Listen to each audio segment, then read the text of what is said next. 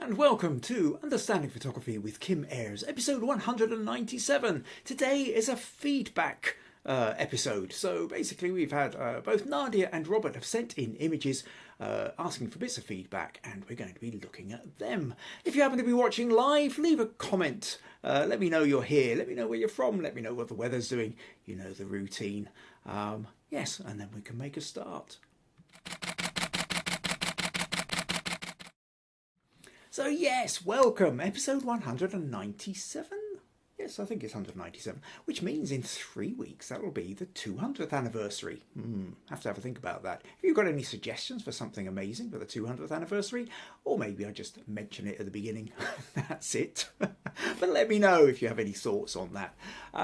So yes, today then we've got a feedback session, and so this is an opportunity where you get to send your images in for direct feedback.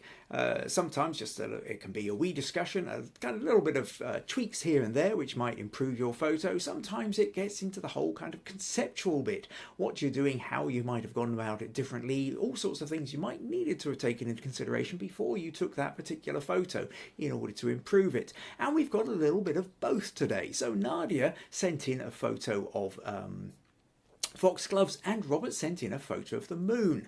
So we're going to be looking at these today. At the moment I can see that we have a few people who have commented already and joined us.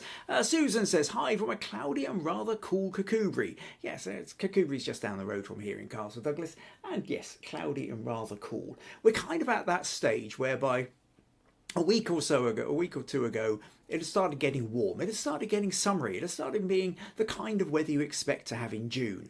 And all over the place, people have sort of started changing the sheets for cooler, thinner sheets on their bed, or thinner lower tog ratings on their quilts. Only for the inevitable to happen, and suddenly it feels more like March again at the moment.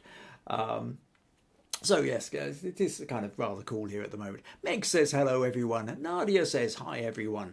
April says greetings from a drizzly morning in Long Island, New York. Marilyn joins us from a sunny Colorado. And Sandra says hello everyone from an overcast Birmingham, where it can't seem to make up its mind whether to rain or not. To which Susan replies, I'm sure it will, Sandra. Yes, good old British weather. If there's one thing you can rely on, it's probably that it will rain, unless there's a heat wave. Right, okay, so what are we going to do? So, yes, let's talk about then. So, oh, sorry, wrong one. So what do I need? Oh, sorry, I just need to do that. That's what I'm needing to do.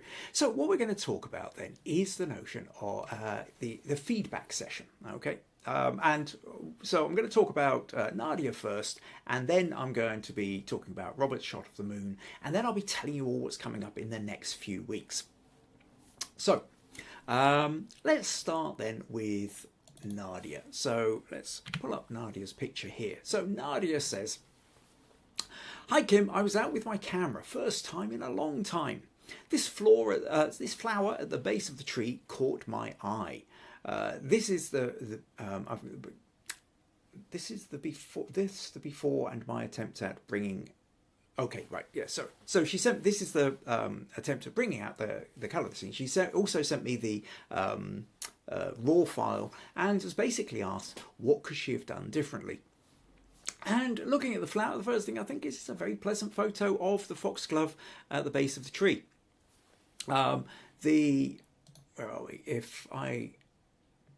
Whereas if I go to, let's pull up the original here. So this is the original. So I've just kind of opened that like that.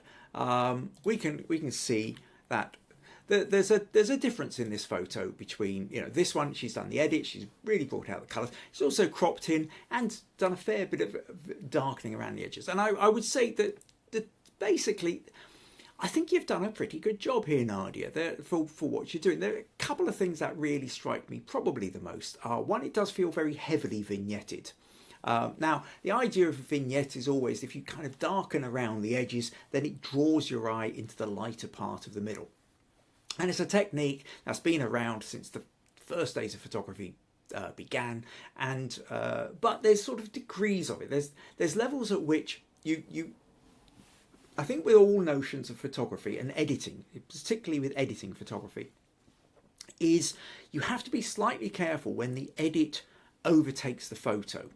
If you look at the photo and the first thing you notice is the edit, then you've missed something. Editing is supposed to be more or less invisible unless you are making a specific point of the editing. So for example, if you're doing selective colour whereby everything's black and white except one little aspect of it is in colour, then you are making a point of the editing to create a particular effect.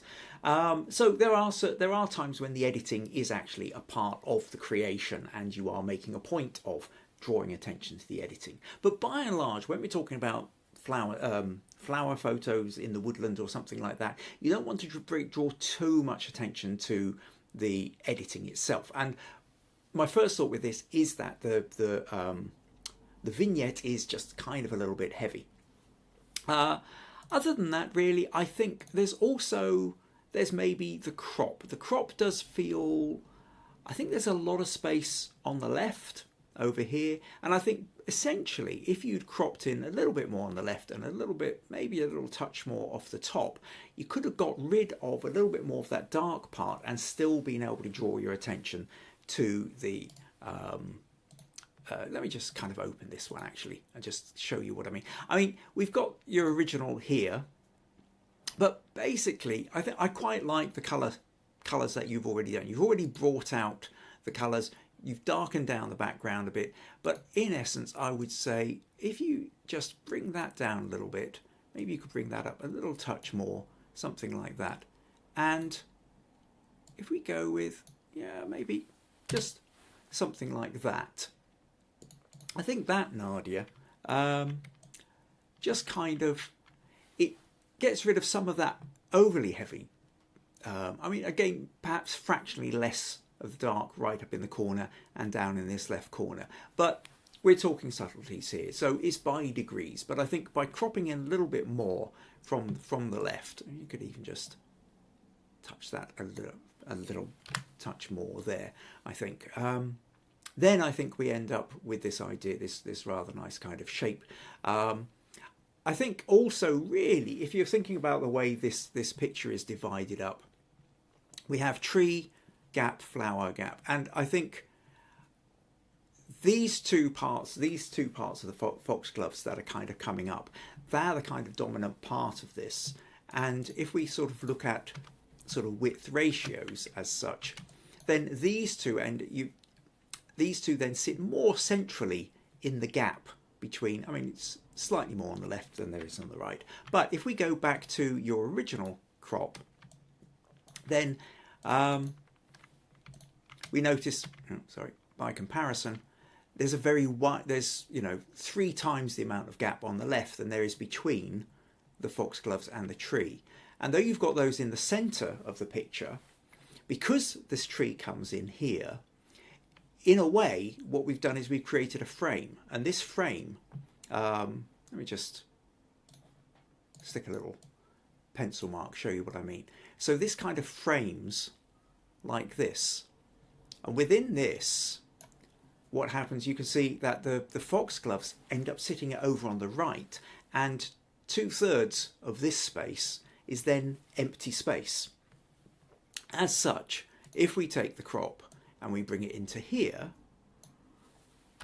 then now this essentially sits in the center of this frame. So you're still using the tree, you've still got that, we've still got this bit of foxglove sitting nicely with the tree as the background, but where these ones are sitting in the space, it sort of sits slightly more comfortably, I think. So I hope that makes sense. And then, like I say, a little bit of... the only other thing I would say is what would be quite nice when you've got something like a flower like this is if you get in slightly lower. You're kind of looking down on it a little bit. Flowers and foxgloves, a lot of things, there's a case of just dropping your height a little bit. Having said that, what I am aware of is in the background, and we can see it much more here, it's quite busy potentially with fallen branches or cut branches and what have you. And I would suspect that if you went much lower, then of course that would become quite dominant, and it might be that you would actually become too busy in the background for the rather delicate parts at the top of the flowers. So as such, probably chances are I think you probably got the height right for this photo, but one of those things worth thinking about for the future. So in essence, what we're coming down to here is, from your original photo, I would just be slightly less heavy with the vignetting. It does feel particularly dark on the left, and I think you've probably done that because there's too much gap. If you bring that gap in there, then these flowers sit slightly more centrally, but then of course you don't need quite so much on the top and the bottom, and probably a crop like that I think works slightly better for it. But other than that, I like the rest of your editing style. You've brought out the richness of the colours. It feels I like it. I think you've done a good job on the editing. So I hope that gives you a couple of ideas there, a couple of thoughts, Nadia. But thank you for sending that one in. You have extra comments here. Right. Oh, Robert's joined. Says howdy, all from somewhere over America, flying with Anne and the dog Trevor. Gosh, flying dog. I'm glad you could make it, Robert. I don't know. It shows last time I was on a plane, you weren't allowed to switch on any devices. Right, it's been a while since I've been on a plane. Obviously, you're allowed to access the internet now. Of course, you do the flying all the time, so you'll know these things. John joins us says, hello all from a great day in Ohio. Meg says, foxgloves are absolutely a beautiful flower. April agrees. Susan says, a lovely image, Nadia. Funny enough, I've just seen an almost identical one on my walk today. And Sandra says, foxgloves are lovely against the dark texture of the tree. Robert says, I appreciate your composition tips. Good eye. And April also says, yes, it looks better cropped. Nice feel. Right, cool. So, Nadia says, thank you. I like your crop and your help. So much appreciated. Oh, that's good to know. Thank you. Right, okay. I realised I missed out on the notion of smug points. Where are we with the smug points? So we've just had 1 week already for June. So last week, then the VG is currently in the lead for the June smug points with 45. John Lindsay at 35 and Andy at 20. And that was basically reflected in their positions that they came in on the contest, the portrait challenge we had last week. That's right. So what that means is for the second quarter accumulation for the smug points is Robert from Texas. Robert Gulick is currently leading the way with 150 points. Andy is second with 140. VG is third with 125. But both April and Meg are tied on 110, with Robert Schaefer on 105. So with another three, in fact, actually, this is a five podcast month, this one. So with another 3 weekends to go after this, depending on if you make sure you get your contributions in, it really is anything to play for. We have Anne says great crop as well. Right, okay, so smug point. Yes, smug point. I'll come back to the smug point and the leaderboard. Well, actually, the challenges and stuff that are coming up towards the end of the podcast. Then I'll tell you all what's coming up, which is kind of related to who's been contributing. Okay, where are we going to get to now then? So next up then, yes, what we're going to do is I'm going to talk about Robert. So let me dig out Robert's photo. So Robert sent us this photo, this really nicely detailed photo of the moon, and he said, here's a photo I'm looking for critique. I plan on submitting it to the Dallas Camera Club contest in August or October, either negative space or low key. There is also a nighttime contest in February, so we have some time. I also like this photo because of the composition. I like this photo because of the composition. Also, I pulled the stars out of it as well. I did desaturate it to take away the colour of the twinkling stars. They look distracting in reds and purples, looking more like artifacts than stars. I get a Death Star feel from this photo. Don't know if it's just me gets a Star Wars vibe, or if anyone else does. I will be tinkering with the edits until I submit it, so any feedback is appreciated. Okay, so there's actually, for what looks like a fairly minimal photo, there's quite a lot to talk about with this. And so part of it, what I want to talk about, is the composition side of it, and part of it is about the technical side of photographing the moon as well. Now, one of the things that kind of crops up where the notion of the crop of the technical and the composition come together is in the fact that you've said there are stars in this, and actually here on my screen, JPEG black and white, I can't really see any. I have to start zooming in until I get to about here. Now I can start seeing. I don't know how this is translating across the screen. Once we get into here, now you can start to see, oh yeah, here's some stars kicking about, and that's fine. Now, Robert did also send me the his raw file, and if we just open that, so you can see where he's done a crop here to make sure that it moves off to the side. And what I'm going to do here, so if we zoom in, what we can see is actually you can barely see the stars at all here either. So if we drag up the exposure to maximum, we can start to see some stars, but we also see a lot of noise. So actually you've done a lot. If I've got to pull that back a bit, we can see some stars, and we can, so obviously you've done quite a lot of work to this. And obviously also the problem is to pull up enough exposure for the stars, we also white out the moon as well. But there is something I want to point out here, Robert. And you talked about the notion of, to go find your bit, I did desaturate it to take away the colour of the twinkling stars. They look distracting in red and purples. And there are red and purples and blues. And let's just, sorry, if I just pull out here, if we look here, you'll notice, you might notice, I'm hoping you'll notice on the screen, we have a couple of what look like stars, except they can't be, because they're in the dark side, dark half of the moon. Okay, so those aren't actually stars. Likewise, you've got a bright red pixel here, and it's not a star. What it is a hot pixel. And you can go and Google all this lot later if you want. But now, they can become hot pixels, can become bad pixels. In essence, I mean, with a 45 megapixel camera, that's an awful lot of pixels, right? And what happens is when you are photographing something that is completely black, then you can start to notice not every single one of those pixels on the sensor is working absolutely properly. Some of them can overheat a little. Sometimes if you're doing long exposures with cameras and stuff like that, it can become, it is a bit of a well-known problem that some of the pixels will start heating up and actually not absorbing the light properly. And some pixels will also invariably over time go bad and it stop working. So once you start getting a little something like that red pixel, or these pixels here, that one's got a very particular kind of, these ones have got a kind of blue-green tint to them, but these ones are actually, and some little white ones there, behind the moon.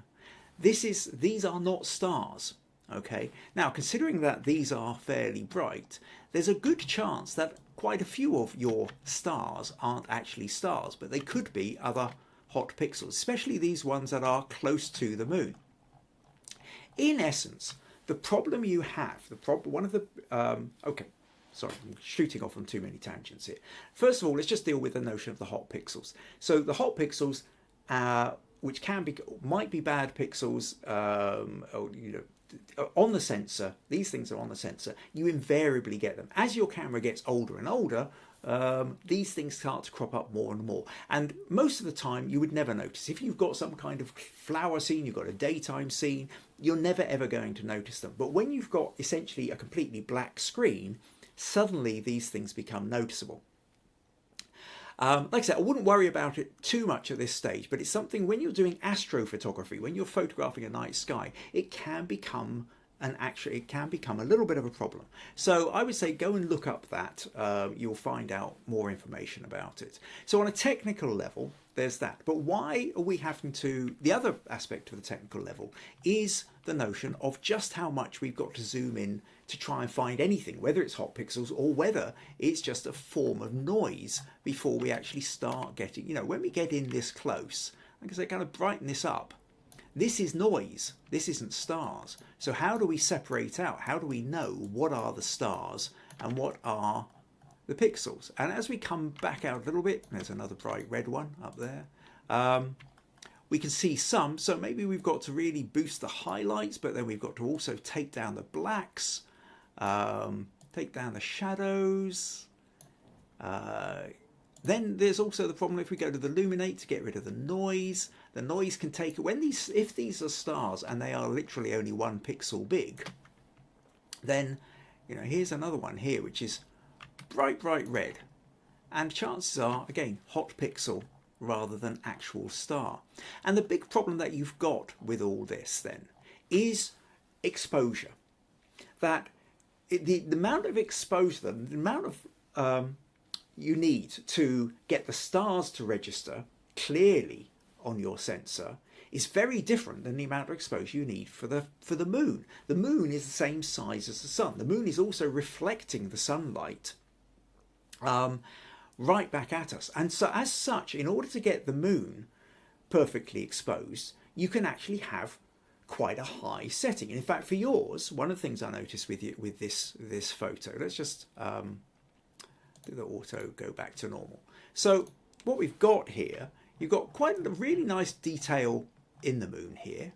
If we go up to 100%, we've got all these fantastic craters along the side, and it's really interesting. And this is the kind of photo you want to have. Although what we quite often want to do is to be able to get in even closer and make those craters even bigger. Come back to that.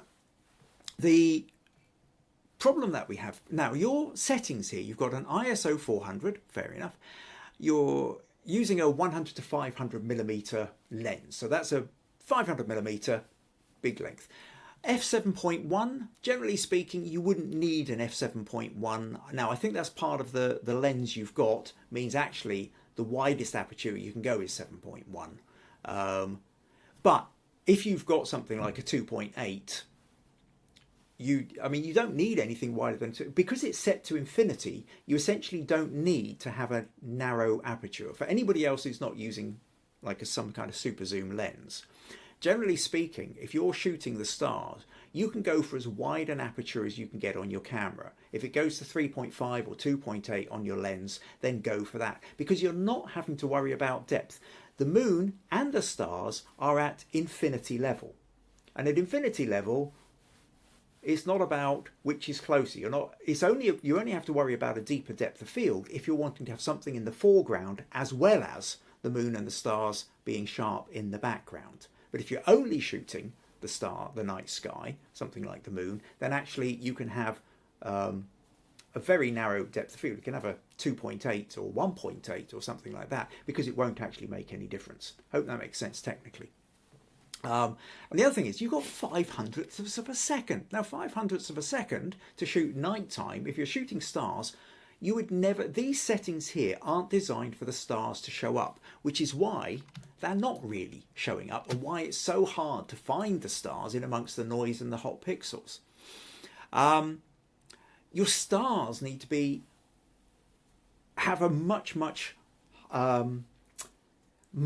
longer exposure or wider aperture, or bigger ISO or something. You need a lot more light to come into the lens in order for the stars to register. So let me show you something. What I'm going to do now is I'm going to just close those ones from Nadia.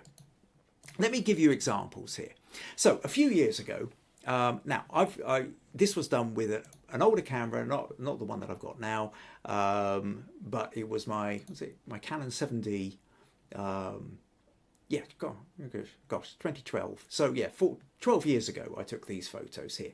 But I had a 200mm lens with a sensor size half that of Robert's, and I wanted to take a photo of the moon. Now what I'll do is key thing actually here wasn't necessarily Moon, it was Jupiter. Jupiter happened to be in the sky very near the Moon at the time. Now, so let me show you this. Right, so within the frame, you can see the Moon. This is me zoomed in, and it's not very big. It's not never taking up so much. If I want to zoom in, I'm not getting anything quite like the detail that Robert had on his Moon picture. First of all, I've got a 200mm lens. He's got a 500mm lens. I've got 22 megapixels to play around with. He's got 45 megapixels to play around with, and he's got a camera that is about 10 years more advanced than the camera I took on this one. But the key thing that I want to point out here, this is the key thing. Right, now what I've done is I've put on here what this is. So there's the f2.8 that I was saying, really wide aperture. I've got a shutter speed of 6. I've got an ISO of 200, and I've got a shutter speed of 1/6,000th of a second. I mean, it's a hellishly high shutter speed in order to be able to make out the craters. Because if I went a bit brighter like that, 2,000th of a second, already I'm starting to lose some of the craters. And if I go brighter again to just 1,000th of a second, I'm almost losing them completely. And by the time I get to 400th of a second, we've lost, right? We can't make out any craters whatsoever. So ISO 200, 2.8, 400th of a second is too bright for the Moon, right? So I have to go back to here before I'm actually getting this showing up the craters at the level I would want. Now, the thing is here, is at this exposure, there are no stars. You can't see, there is not enough light to let in the stars. And we've got Jupiter in the sky, which was really the brightest star, well, planet, the brightest planet in the sky, other than the Moon, at that time. And you cannot see it at that thing. When I go to 2,500th of a second, still can't see it. When I go to 1,000th of a second, now we've just about got it. That's Jupiter. Okay? So that's the brightest star in the sky. Oh, and I can't see any others, right? So nothing else is showing up except that. And in order to get it bright enough just to get that little blob here, we're almost losing everything here. Now I go up to 400th of a second, and Jupiter's now brighter, but the Moon is too bright, okay? Now I go up to down to 100th of a second, and in order to get this, I've had to increase the ISO. It's now gone up to 1250, and at this point I've still not really got a lot in the way of other stars. However, the bit that absolutely delighted me that I could do on my camera handheld 200mm lens, 200mm lens, is if we zoom in here, we've got Jupiter, and now do you see this dot, and there's a faint one there? These are the moons. These are the moons of Jupiter. And that just seemed like the greatest thing ever to me. The idea that I could actually catch some of the moons of Jupiter felt astonishing. Sorry, where are we? Just need to... So, but in order to get those moons to actually show up, I'm now at 100th of a second and an ISO of 1250, and I'm still not really getting much in the way of other stars showing up in the sky. Again, it's mostly noise around here, but the Moon has completely gone out. Okay, so what's all this about? What am I talking about here? So the key thing here is that what you're up against is a balance problem. Okay, a light balance problem. If you can photograph the Moon, fine, you can expose for the Moon, but the exposure you do for the surface of the Moon is going to be way, way brighter than the exposure you're going to have for the stars. Okay, the Moon's going to, so you've got to really narrow down everything, let a lot less light in to get the Moon and a lot more light in to get the stars. So if you're trying to get a picture of the Moon and the stars together, it is actually hellishly difficult, and ultimately you probably have to take two different exposure photos, one for the moon, one for the stars, and then you're going to have quite a lot of problems overlapping the two. So when we come back down to your stars kicking in on that moon, the chances are they are more likely to be kind of hot pixels and noise and what have you, and it's a difficult one to get as you've got it. I mean, the moon looks lovely, and it's so much more crisp than the picture of the moon that I took 12 years ago. But you're not really getting the stars with it. And certainly when we go back to looking at your picture here, on the web you can't see any of the stars. You've got to really zoom in to here before you can see anything. Okay? So this is then crossing us over into, talking here, yes. So when you take a look at this picture here, you can't, at this level, you can't see any of the stars. I don't know what it would be like printed out, but I've got to zoom in a long way before I can start to see these, which might be stars, or they might be hot pixels, or they might be aberrations in noise. But certainly not every one of them is going to be a star, unless you have done a second exposure and overlaid with it. So that's really a kind of a key thing to be thinking of here, Robert. And I would suggest going out and trying again and trying different variations on that. Now, what was I going to say? Sorry, a couple of comments just came in. Let's just do them. And then I'm going to come back to a little bit more about the notion of composition. Sandra says, I like the dramatic look of this photo. April says, interesting. Susan says, Robert, if your camera supports pixel mapping, give it a try.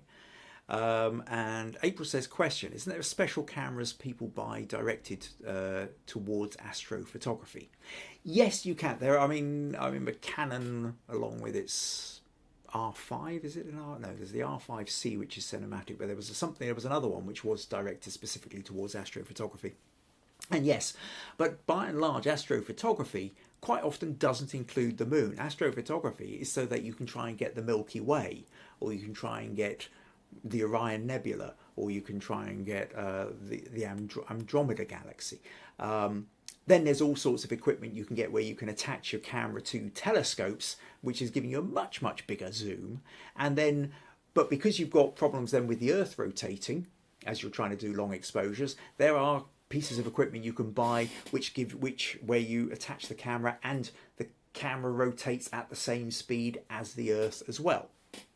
So yes, there's a whole bunch of stuff there, and there are all sorts of specialists. And now I'm not a specialist in astrophotography, and to be honest, I would say Google it. You will find people out, you will find websites out there with people who really specialise in all this, if that's what you want to do. The other problem with astrophotography is essentially finding a dark skies area, because so much of the world at night is now full of light pollution. If you live in or near a city, you're just not going to see the stars. Now, fortunately for us here in Dumfries and Galloway in southwest Scotland, we're right on the edge of an official designated dark skies region. So over in the Galloway Park, you can go out there, and the idea of that is that you can point your camera at the stars and you will see so much more in the way of stars with much less light pollution interfering with it. So sometimes if you're going to really get into astrophotography, you don't live near somewhere which is a dark skies area. It's one of those things that maybe you holiday to, or you have friends who live out in the middle of the Arizona desert or something like that, where you're less likely to get the light pollution.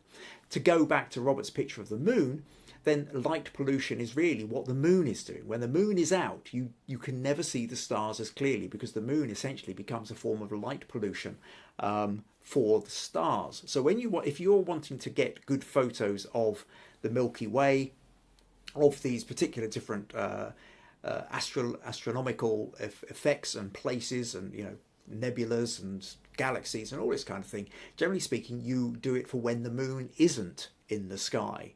Because you want it to be as dark as possible, and you don't want the moon to be that form of light pollution. Okay, Robert says, great to know that they are not stars. This is why I get your feedback before submitting them into competitions. That's embarrassment and good advice for... less embarrassment and good advice for double exposure. We'll be doing that soon. Okay, cool. Oh, and April says, yeah, not happening here. No, Long Island, New York, I would have thought probably has a bit more light pollution than Dumfries and Galloway, that's for sure. Okay, so a little bit other thing now to come back to this notion of the moon photo in terms of composition, because here's a really interesting point to try and make. So, where am I? Let me pull your photo back up a sec and flip over to here.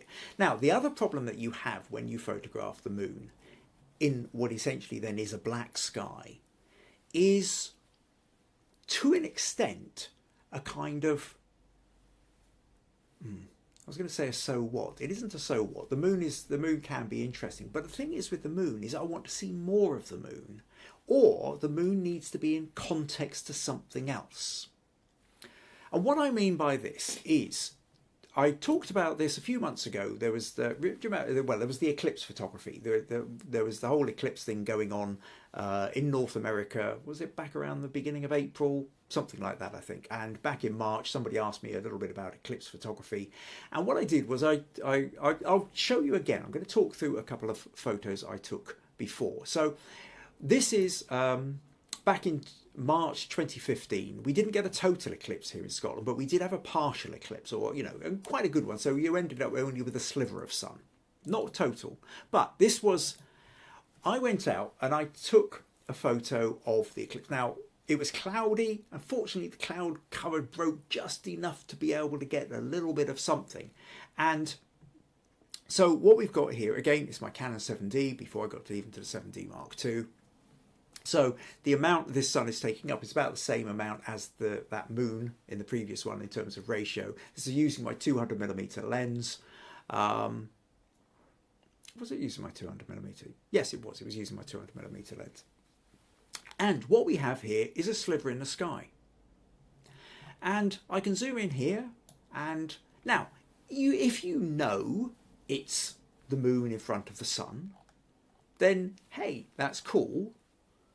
But it only really has any real sense to it because you happen to know that. Without that knowledge, I mean, you can kind of guess that it is, but there's not a lot to it, to be honest. It's a crescent in the sky, a crescent in amongst cloud pattern in this case. And yeah, but it doesn't feel dramatic. It doesn't really have that sense of drama. And what I realised, I took this photo, and I took a whole bunch of photos like this, trying to get the exposure, trying to get something. And then when I was looking at them in the back of the camera, I was suddenly horrified to realise that it just felt like so what photos. That it didn't really feel like there was any drama. And at that point, I realised what I needed to do was to give it some context, to place it against something. Now, I happened to be in the garden, so I moved my tripod further towards the house so that I could then get the roof and the chimney into shot as well. And so I then took this shot, and I'm focused on the moon's moved around a little bit by the time I get to here, and so we've got the sliver, and actually suddenly the sliver next to this chimney stack suddenly felt more dramatic. It felt like there was more of a story going on. Okay, and then I took another photo, and there was a crow sitting on the chimney, and I thought, wow, how cool is that? Except for the fact that the crow happened to be out of focus. So I then realised that I was going to have to kind of play around a little bit more with the settings. So I then changed the aperture. I went to, what are we on there? Yeah, I went full aperture. This is like an f32 or something like that. Stupidly high. But I was wanting to get a sharp eclipse and a relatively sharp bit in the foreground. And this is what I was saying earlier about if you're photographing just the moon, you can get away with an f2.8 because you're not having to worry about depth of field. But if you're trying to get both the chimney in the foreground and the infinity kind of part in the background, you tend to have to go for a very narrow aperture indeed. So I changed to that, and then I was hanging around waiting for crows, and I took every time the crows came past, I quite liked this one where we had kind of crow coming into land a bit. This one here, another one where the crows moved around, everything's kind of got a little bit darker. because the clouds were shifting all the time, so the thickness was changing an awful lot. But I quite like that little kind of crow head cities just kind of poking out at the top there. Then there was some here where some crows came in, and then I took this one and I think I edited it. Yes, I edited it brighter so that I could bring out, because there was quite a few crows flying around, but it took quite a bit of editing in order to be able to get all those crows kind of coming out of silhouette and such. And then the colours are kind of going a little bit funny at this point, so putting them into black and white then makes it look really quite dramatic. However, having said that, putting it into black and white, it now does look like it's a nighttime photo, and that really looks more like a crescent moon than it does look like a solar eclipse. So the point that I'm trying to make here, Robert, is that the moon on its own, just sitting in a bunch of black, isn't necessarily giving us much story. I think when you've got the moon against something else, so you've got, say, a gnarled old tree, or an interesting old building, or an abandoned barn, or something like that, then that can become really interesting as well. However, you're going to run into all sorts of problems there. First of all, depth of field. Like I say, if you want to get a building or a tree or something that's in focus as well as the moon being in focus, you'll then end up needing a much narrower aperture. But if you're primarily just going, if the moon is your key aspect, the key thing that you're wanting to get, then I'd say forget about putting it with stars. You need to put it with something else to give it some kind of context. And I would really suggest playing around with that. The other thing you can do with this, but of course, if you're wanting it to be printable, which I think for camera club competitions, you generally have to print it up and put it in, you would essentially need to get a 4 or 5 or 10 times added to the zoom. Because if we go over to your photo here, what I want to do is I want to show you what happens if we zoom in like that. Okay, now if you can get that photo nice and sharp, where you don't need the whole moon, what you want is only about the bottom quarter, okay, and then all these craters are just incredible. And at this point, again, I don't know how well it's translating across, I can see some of these stars, and so the moon and stars together, that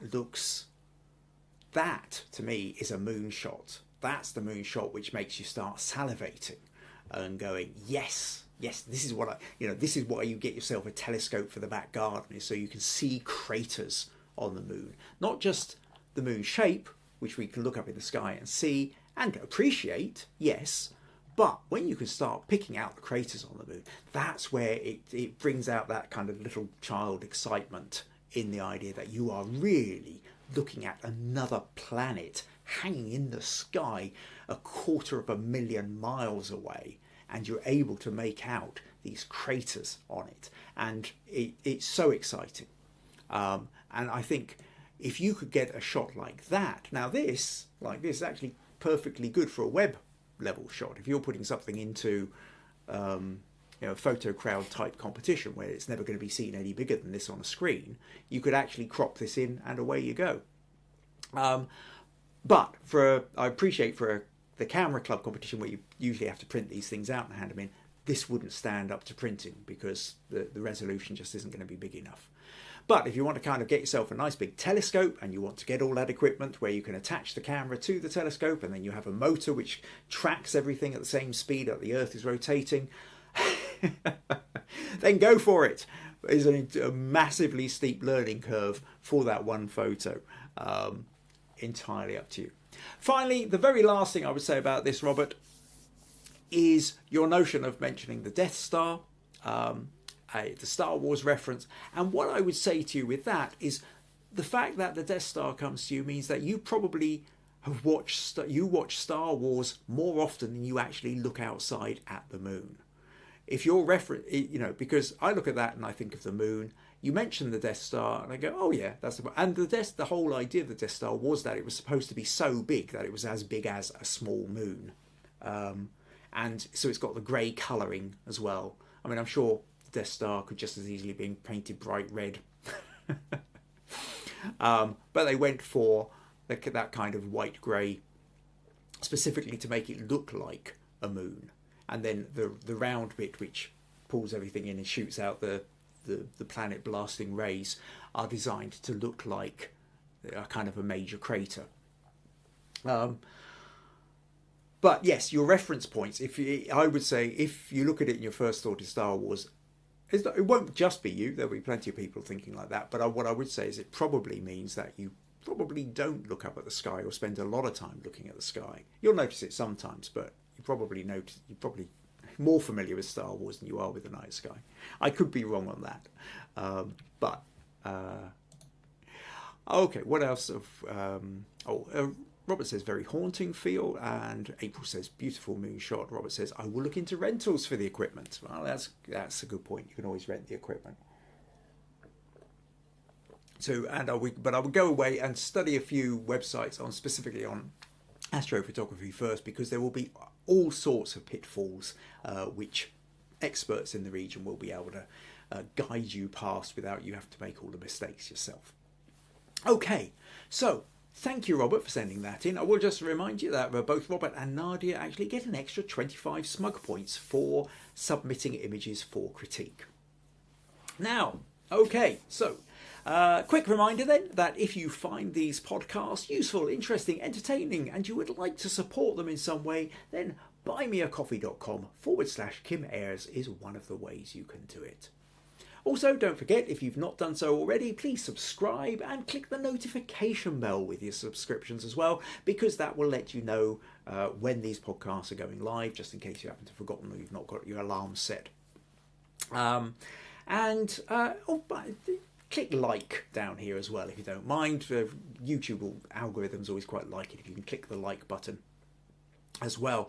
And I should always try and be saying that at the beginning, because I think this goes out as part of YouTube Live, and if people are liking it, it's maybe more likely to be put in front of other people. The tricky thing here is always how we get these podcasts exposed to more people.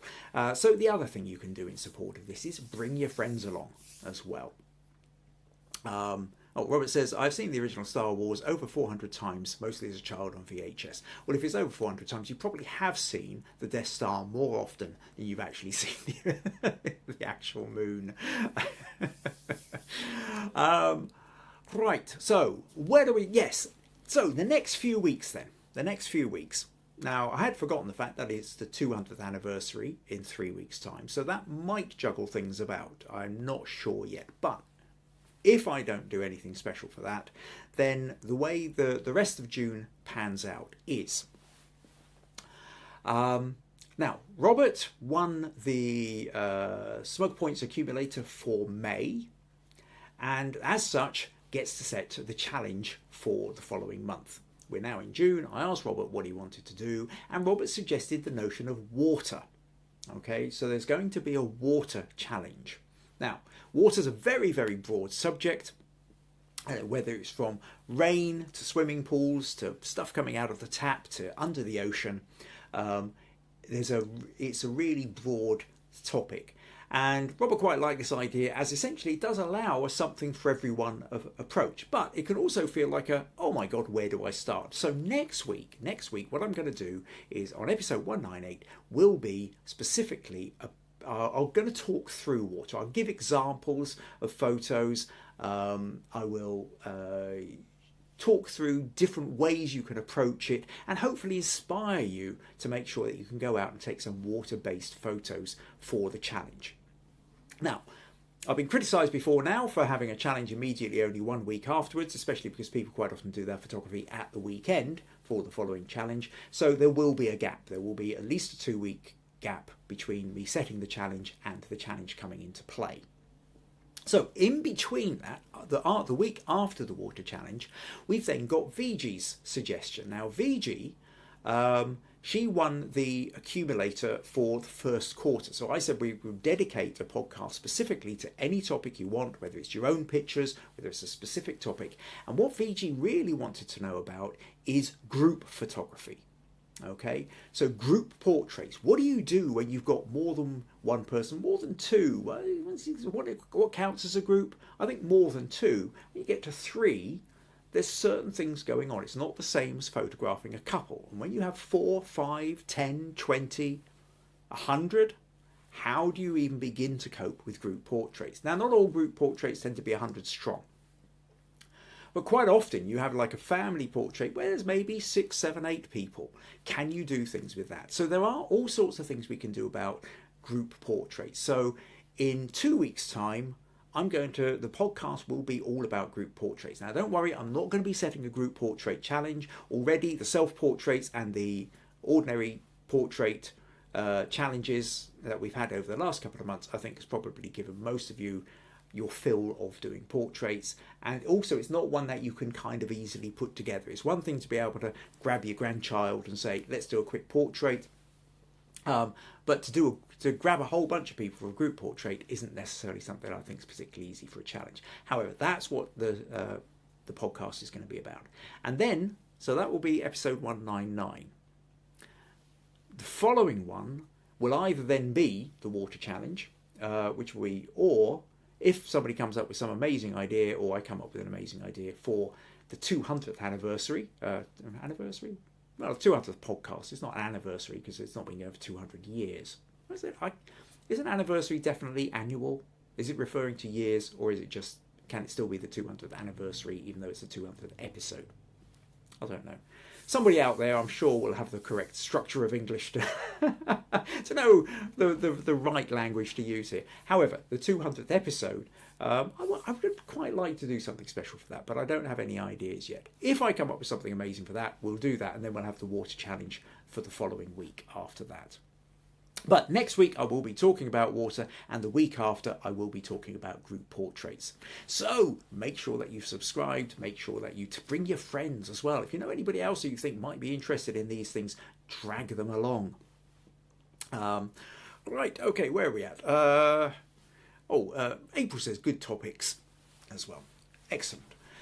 Okay, I think that pretty much brings us to a close. So thank you ever so much for all of you for turning up and leaving your comments and giving your input. Thank you particularly to Robert and to Nadia for sending in the images, and I hope the critique and feedback on those has helped everybody else have a little bit of insight into these things as well. Take care, look forward to seeing you all next week. Bye-bye.